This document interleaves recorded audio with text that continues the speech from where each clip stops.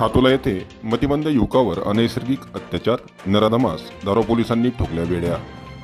मतिमंद युवकावर अनैसर्गिक अत्याचार करणाऱ्या नराधमावर दारू पोलिसांनी कारवाई केली। ही घटना 5 जानेवारीच्या रात्री दारव्हा तालुक्यातील हातोला गावातील एका मतिमंद 21 वर्षीय युवकावर गावातीलच शेजारी राहणाऱ्या श्रीराम वंजारी वय 59 वर्ष या नराधम आरोपीने अनैसर्गिक शारीरिक अत्याचार केल्याची घटना घडली आहे। हातोला येथील पीडित युवकाचे आईवडील शेतात कामाला गेल्याने हा पीडित युवक घरी एकटाच होता। ही संधी साधून आरोपी नराधमाने घरात शिरून युवकावर अनैसर्गिक कृत्य केले। यावेळी हा युवक ओरडल्याने शेजारी राहणारी पीडिताची काकू धावून आली असता तिला हा प्रकार दिसला। यावेळी पीडित युवक हा नग्न होता।